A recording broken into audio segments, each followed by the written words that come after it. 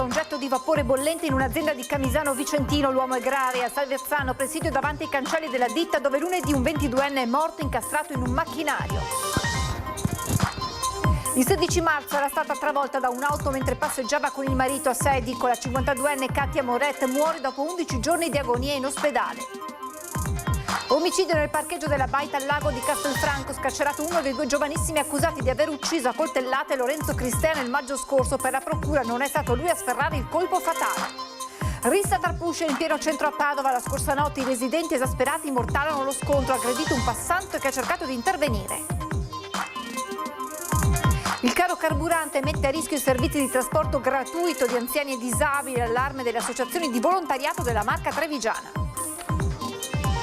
Le raffiche di vento delle ultime ore hanno rischiato di far cadere gli alberi a 2 passi dalla gipsoteca di Possagno. Intervento per ripristinare la sicurezza, troppo alto il rischio anche per i passanti. I pini verranno abbattuti. Si è concluso sul Col Galline il corso nazionale Unità Cinofile da Valanga del Soccorso Alpino. I team hanno superato le rispettive verifiche dopo 4 giorni di prove ed esami. Edizione regionale dei telegiornali di Antenna 3, buonasera, ben ritrovati. Apriamo dunque, lo avete sentito dai titoli, con la cronaca, con un grave incidente sul lavoro questa mattina a Camisano Vicentino. Un operaio di 35 anni è stato investito e ustionato da un getto di vapore, è stato trasportato all'ospedale in codice rosso. È stato trasferito e ricoverato al reparto Grandi Ostionati di Padova l'operaio di 35 anni investito da un potente getto di vapore all'interno della Cereal Docks di Camisano Vicentino. L'incidente è avvenuto verso le 8:30 del mattino. Secondo una prima ricostruzione, l'uomo si sarebbe trovato nelle vicinanze di una tubatura metallica che ha improvvisamente ceduto. All'interno della condotta veniva convogliato vapore rovente che ha investito il malcapitato al torace e al volto. Ricoverato immediatamente al reparto di rianimazione del San Bortolo di Vicenza, visto le gravi ferite riportate, l'uomo è stato infine condotto in codice rosso all'ospedale di Padova. Non sarebbe in pericolo di vita, ma la prognosi è riservata. A Salvezzano dentro invece presidio dei sindacati dopo la tragica morte di un operaio di 22 anni avvenuta lunedì mattina. Si tratta della 4ª vittima in provincia di Padova da inizio 2026. Un presidio silenzioso ma carico di significato davanti ai cancelli dell'Anselmo Boldrin di Casale di Salvezzano Dentro, dove lunedì ha perso la vita il giovane operaio Mamour Mbopape, 22enne di origine senegalese. La 4ª vittima sul lavoro dall'inizio dell'anno nella sola provincia di Padova. Le organizzazioni sindacali dei metalmeccanici si sono unite per dire basta morti sul lavoro una volta per tutte. Sia ben chiaro che queste tragedie non è limitata solo a una tragedia del lavoro, una tragedia anche civile e sociale. E sicuramente bisognerà implementare gli organici di Spisal e ITL anche per e soprattutto per indagini preventive, perché quando arriviamo qua che c'è già il morto siamo già in ritardo di più. Il 22enne è morto mentre tentava di rabboccare il liquido lubrificante all'interno di un macchinario, una dinamica che secondo la CGIL rende l'incidente evitabile. Nel 2026 non si può ancora morire sul lavoro, ma diventa una quotidianità, è uno stillicidio continuo, una mancanza di cultura e di applicazione delle norme.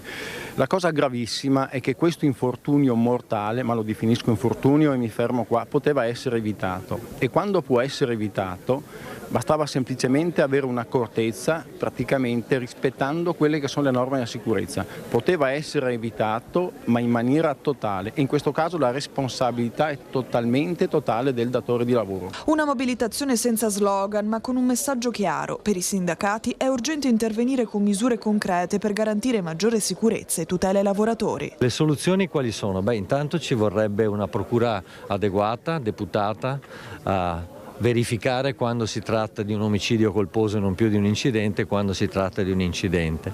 Rafforzare i corpi ispettivi deputati ai controlli, fare una formazione continua e far cambiare la cultura del lavoro, perché si lavora per vivere e non si vive per lavorare. È morta dopo 2 settimane di agonia all'ospedale Cafoncello di Treviso Katia Moret, 52 anni, investita la sera dello scorso 16 marzo a Sedico mentre passeggiava con il marito lungo l'anello di via Boscona. La donna, apparsa subito in gravissime condizioni, era stata trasportata al nosocomio del capoluogo trevigiano dall'elicottero del SUEM. La notizia della morte della donna ha destato profondo cordoglio a Sedico, dove Katia Moret viveva e lavorava alla filiale della Sparcas. La donna lascia il marito, René Saviani, e 2 figli di 9 e 15 anni. Proseguono intanto gli accertamenti dei carabinieri sulla dinamica dell'incidente. Omicidio alla baita al lago di Castelfranco Veneto, scarcerato uno dei 2 giovani accusati della morte di Lorenzo Cristea, ucciso a coltellate nel maggio scorso. Ora si trova agli arresti domiciliari.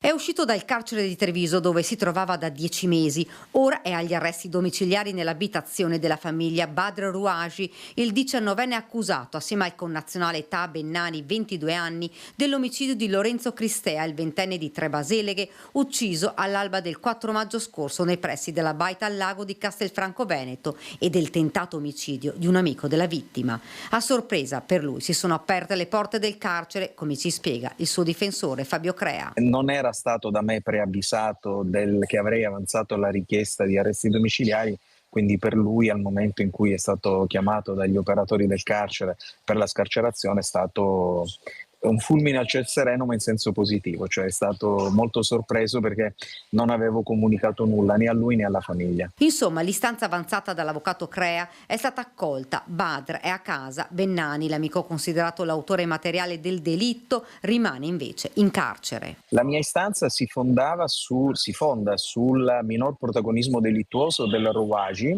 così come abbiamo sostenuto sin dall'inizio. Dall'inizio ho sostenuto e continuiamo a sostenere che Rouaji non abbia neanche concorso nell'omicidio, ma già nell'immediatezza, grazie alle indagini difensive, avevo dimostrato che Rouaji non aveva impugnato quel coltello, quindi non avrebbe potuto uccidere Cristea e tentare di uccidere gli altri ragazzi. Fondamentale, secondo l'avvocato, è stata la diffusione del frame di un video di quella rissa, immagine che all'inizio fece pensare che fosse proprio Badr Rouaji ad impugnare il coltello. Noi abbiamo dimostrato con delle indagini difensive tecniche, con ingegneri forensi, che su quella mano di Rouaji non c'era nulla, tantomeno un coltello, e oggi questo è stato confermato dalle indagini dei RIS di Parma, che hanno dimostrato che non ci fossero né impronte né elementi di natura biologica, quindi DNA sul coltello, che c'era, come noi abbiamo sempre detto, una sola arma del delitto, un solo coltello che aveva colpito sia il Cristea che gli altri ragazzi.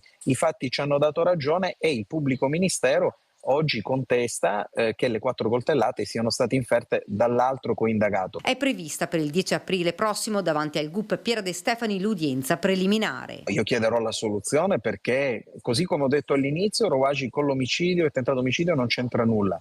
Dei passi importanti sono stati fatti, ci hanno dato ragione, continueremo l'attività difensiva in sede processuale, non adiremo riti alternativi, quindi certamente non giudizio abbreviato, sarà il dibattimento a dimostrare quello che ho sempre detto dall'inizio, e cioè che Rouaji non ha commesso nessun atto né materiale né di concorso morale nella morte, quindi nell'omicidio di Cristea e nel tentato omicidio dell'altro ragazzo. Oltre ai 2 giovani marocchini accusati di omicidio volontario e tentato omicidio, ci sono 5 ragazzi amici della vittima accusati invece di rissa aggravata dal fatto che è morta una persona. Rissa tra pusher in pieno centro a Padova. La scorsa notte il vice segretario di Forza Italia a Padova, Lorenzo Innocenti, è stato contattato in tempo reale dai residenti esasperati dalla situazione. Probabilmente un regolamento di conti o una lite per appunto la divisione del territorio. Io ho parlato con alcuni residenti e alcuni commercianti, appena è scoppiato questo episodio, che poi è partito su marciapiede e poi si è trascinato lungo la strada con le macchine che passavano. Un passante ha cercato di sedare la rissa, appunto anche solo per la pericolosità della situazione con le macchine che correvano, e mi hanno detto che si è preso uno schiaffone in faccia e poi, ecco, vista la malparata, si è allontanato. Il centro storico di Padova torna sotto i riflettori per l'ennesima rissa tra giovani spacciatori. Lorenzo Innocenti, vice segretario di Forza Italia Padova, è stato contattato in tempo reale la notte scorsa da residenti e commercianti, testimoni di un probabile regolamento di conti, un caso che non resta isolato nella città del Santo. Non è la prima volta che ci siano delle risse, stiamo parlando della zona di via Belzoni, Santa Sofia, via Altinate, soprattutto la zona dell'incrocio fra tutte queste vie, via Morgagni, perché quella è una zona molto ombreggiata e di notte particolarmente buia, poco illuminata e non ci sono telecamere soprattutto.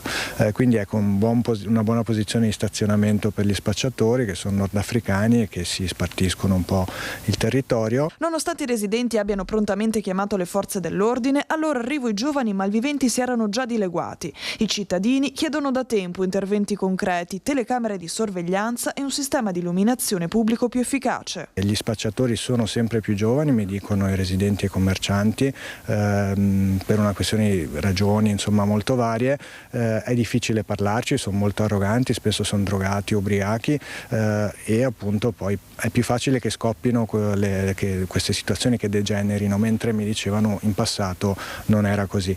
Ecco, io credo che la prevenzione sia fondamentale, che la repressione sia importante, è importante dare alle forze dell'ordine gli strumenti poi per regolare queste situazioni. Le forze dell'ordine ci dicono che è importantissimo segnalare e denunciare questi fatti. Esiste anche un'applicazione che si chiama YouPol e che insomma è molto semplice, molto intuitiva e qualunque situazione di questo genere non possiamo lasciarla passare. Il caro carburante mette a rischio i servizi di trasporto gratuito di anziani e disabili, allarme delle associazioni di volontariato della Marca Trevigiana. L'aumento del carburante aggiunto ai costi di gestione dovuti per la nuova normativa del terzo settore, dovuti alla mancanza di volontari e a una serie di spese che le associazioni devono sopportare, siamo arrivati a un momento in cui non si stopperà sicuramente il servizio, ma ci sarà una diminuzione dei trasporti. Il grido d'allarme è dell'associazione Volontari Insieme, portavoce di tutte quelle realtà che offrono servizi in ambito sociale. In questo caso i timori riguardano i trasporti di anziani e disabili verso strutture sanitarie, medici di base, farmacie e negozi a forte rischio a causa del caro carburante. Tra questi la rete Stacco di Treviso, servizio trasporto e accompagnamento che riunisce 28 associazioni con oltre 600 volontari e che nel 2026 ha effettuato quasi 8.000 trasporti gratuiti.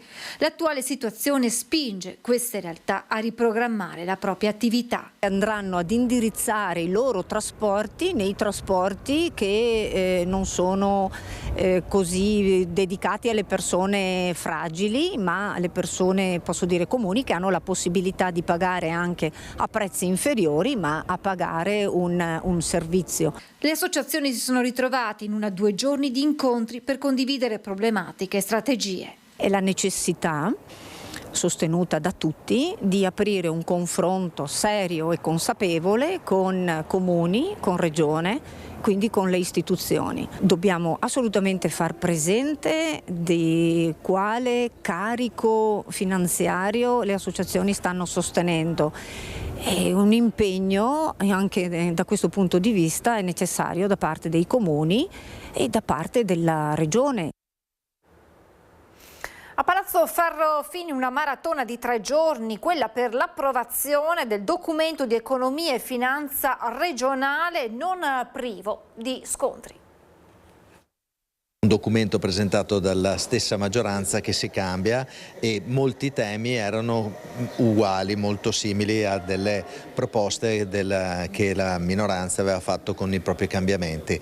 Un documento che non aveva senso, alla fine dopo vari balletti è stato in modo surreale ritirato. Di figuraccia parla il centrosinistra sul ritiro del maxi emendamento presentato dalla Giunta e poi ritirato. Lo scontro aperto all'interno della maggioranza durante la maratona di 3 giorni per l'approvazione del DEFR, il documento di economia e finanza regionale che delinea le basi e le linee strategiche per quello che sarà il bilancio che sarà votato la prossima settimana. Essendo molti di noi anche alla prima esperienza, qualche piccolo incidente di percorso, qualche piccola incomprensione può starci, visto che è una fase molto importante e abbiamo iniziato la legislatura da pochissimi mesi, quindi si era pensato di presentare un maxi emendamento dalla maggioranza, da alcuna parte della maggioranza, per arricchire il testo. Poi naturalmente si è visto che era un po' superfluo, che comunque può essere arricchito anche in un'altra maniera, e quindi non è stato presentato. La discussione poi è proseguita in maniera veloce. Dal presidente della prima commissione, esponente leghista, nessuno strappo, nessuno scontro, solo puro e semplice confronto.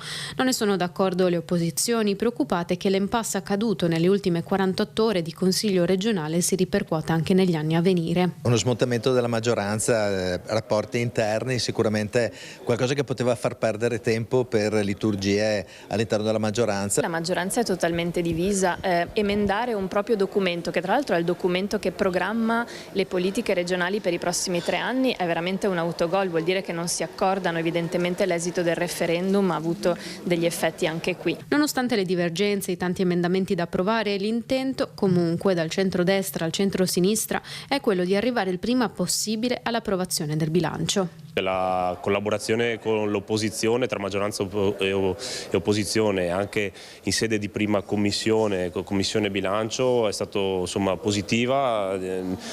Diciamo che c'è stato un confronto anche acceso a volte, ma sempre in maniera corretta e anche propositivo. L'obiettivo di tutti è quello di approvare prima possibile il bilancio, visto che siamo in un esercizio provvisorio. Ma se da un lato si vuole porre le basi per il lavoro futuro e la programmazione regionale, dall'altro l'opposizione rivendica la debolezza del bilancio che si discuterà tra il 31 marzo e il 2 aprile. Vediamo che c'è un bilancio in cui avremmo voluto più coraggio e più visione. Continuiamo con la politica, perché dopo Fratelli d'Italia anche Forza Italia. Lo scossone post referendum investe il centrodestra. In regione i capigruppo non sono affatto meravigliati dalle grandi manovre in corso, non tanto come conseguenza alla vittoria del no, quanto come spartiacque da qui alle prossime riforme e alle politiche del 2027. La reazione è quella di chi la resa dei conti se l'aspettava. Dopo Fratelli d'Italia, anche Forza Italia, incassata la sconfitta al referendum, patisce uno scossone. Il turnover alla guida dei senatori azzurri tra Maurizio Gasparri e Stefania Craxi, apertamente appoggiato da Marina Berlusconi. Il capogruppo in regione Alberto Bozza prende atto, il passaggio evidentemente era obbligato. Dopo la tornata referendaria è giusto fare un check, è giusto fare una verifica non solo da parte del Presidente del Consiglio. Noi come Forza Italia siamo un partito che ovviamente stiamo discutendo al nostro interno con molta serenità e pacatezza. Abbiamo ovviamente un'eredità di Berlusconi da portare avanti e credo che Tajani l'abbia fatto in maniera molto pragmatica e anche con risultati alla mano. È in corso, dice, una legittima discussione nel partito, ma per Bozza non c'è ragione di pensare che l'onda lunga lambisca anche il segretario. Non vedo in questo momento avvisaglie di questo genere. Antonio ha la fiducia, credo, di tantissimi di noi e se ci saranno delle scelte si faranno nell'assoluta condivisione, partendo da Antonio, che in questo momento ha il compito di essere segretario e di andare avanti. Fino a che punto Tajani potrà contare sull'appoggio degli eredi del Cavaliere resta da vedere. Chi invece si fa forte di una fiducia incondizionata, quella nel fiuto politico della leader, è Fratelli d'Italia. Benvengano anche le tempeste. La Premier, secondo il capogruppo Claudio Borgia, saprà governare la nave comunque. Penso che sia un momento di rinnovamento, quindi partito da Fratelli d'Italia, e credo che gli alleati abbiano colto l'occasione per fare gli opportuni cambiamenti, per cui insomma anche per andare spediti verso le prossime elezioni politiche. Il terremoto al Ministero della Giustizia, le dimissioni forzate di Daniela Santanchè, il Repulisti serve a cambiare pelle, a mettere un punto tra questo tentativo di riforma e quelli che seguiranno, premierato in testa. Questa riforma, a prescindere dipendere da quando andrà, sia fondamentale quella appunto del premierato, dobbiamo solo capire le tempistiche. Tornata nel cassetto la pratica giustizia, il centrodestra si riallinea su un altro tema cardine, l'immigrazione. Sia Meloni che Tajani esultano al via libera del Parlamento europeo al rimpatrio degli stranieri irregolari anche in paesi terzi e non solo in quello d'origine, di fatto avvallando la linea italiana. Mentre all'estero continuiamo ad avere questa conferma della capacità dell'Italia di essere leader e di informare e dare forma alle politiche anche europee, abbiamo dovuto invece prendere atto che questa riforma l'Italia in questo momento non l'ha voluta recepire, però questa è la democrazia. Paura a Possagno, dove le forti raffiche di vento di questi ultimi giorni hanno rischiato di far cadere gli alberi vicino alla gipsoteca. Con le forti raffiche di vento di questa notte, dei giorni scorsi, di questa mattina, i due esemplari in particolare di pini marittimi che abbiamo qui in piazza, che sono tanto inclinati verso il museo, rischiavano di cadere, e quindi per sicurezza abbiamo chiamato i vigili del fuoco che in questo momento stanno intervenendo proprio per mettere in sicurezza i visitatori, i cittadini e il nostro museo. L'allarme è scattato verso le 11 del mattino. I vigili del fuoco sono intervenuti nell'immediato per mettere in sicurezza l'area, anche perché i pini marittimi che si trovano in piazza Antonio Canova a Possagno, proprio a pochi passi dal museo Gipsoteca, risultano particolarmente fragili, con poche e deboli radici. Queste piante purtroppo rischiano di cadere con il forte vento, proprio perché hanno una chioma molto folta in alto, un apparato radicale molto leggero e molto superficiale. È già successo per il passato che cadessero rami di questi alberi a terra, proprio perché hanno anche sbracci molto lunghi su rami, apparati radicali e rami fini, e quindi rischiano di cadere a terra, sulla strada, sono caduti sulla piazza, fortunatamente senza mai creare danni. Nonostante i controlli e la manutenzione periodica, l'ultima risale a quest'estate, restano una preoccupazione per cittadini e turisti. Per consentire l'intervento dei vigili, via Canova è stata temporaneamente chiusa al traffico. Gli alberi verranno abbattuti su indicazione dei vigili del fuoco entro la prossima settimana per garantire l'incolumità di tutti. Binomi uomo-cane sulle piste per imparare a salvare le vite. Ottimi risultati dei corsi per formare nuove unità da soccorso su valanghe. Si è concluso sul Col Gallina il corso nazionale Unità Cinofili da Valanghe del CNSAS. A 60 anni dalla prima edizione nell'Alto Atesina Solda sono una ventina i binomi che, nelle 3 diverse classi, hanno superato le rispettive verifiche dopo 4 giorni di prove ed esami, e 10 le nuove unità cinofile da valanga brevettate. Come servizio volontariato siamo felici di partecipare alla parte di formazione e di certificazione delle unità cinofile del soccorso alpino, il cui binomio conduttore-cane è una risorsa eccezionale e fondamentale per la salvaguardia delle persone in caso di necessità. Mai come quest'anno è stata sottolineata l'importanza delle unità cinofile da valanga, dopo una stagione invernale che ha fatto registrare eventi tragici su tutte le montagne italiane, con già 35 persone che hanno perso la vita travolte da slavine. In caso di valanga ogni minuto conta e il lavoro di squadra è fondamentale. Qui il soccorso alpino si allena per fare in modo che gli operatori siano sempre al top, siano pronti ad intervenire nella maniera migliore. 7 i campi attrezzati per le simulazioni, proponendo in modo realistico le situazioni che conduttore e cane possono dover affrontare dopo una valanga, con figuranti nascosti nelle buche e manichini da cercare e trovare, nonché oggetti e attrezzature sparpagliati come avviene nella realtà. Prima di chiudere vi diamo lettura del comunicato sindacale condiviso con la Federazione Nazionale della Stampa, perché oggi i colleghi di quotidiani e TV nazionali hanno affrontato la seconda giornata di sciopero per il rinnovo del contratto che, caso unico in Italia, è bloccato da 10 anni. La terza giornata di protesta è già prevista per il prossimo 16 aprile. Noi giornalisti dell'emittenza radio-televisiva locale esprimiamo solidarietà ai colleghi. Dal contratto principale FNL NSI-FIEG deriva anche quello sottoscritto dagli editori di TV e radio locali con la Federazione Nazionale della Stampa, che ci auguriamo venga rinnovato al più presto, perché senza diritti, dignità di lavoro e di retribuzione si indeboliscono il giornalismo e il diritto dei cittadini di essere informati. È davvero tutto per questa edizione, vi lascio alla sigla e alle previsioni del tempo. Grazie per averci seguito, buona serata.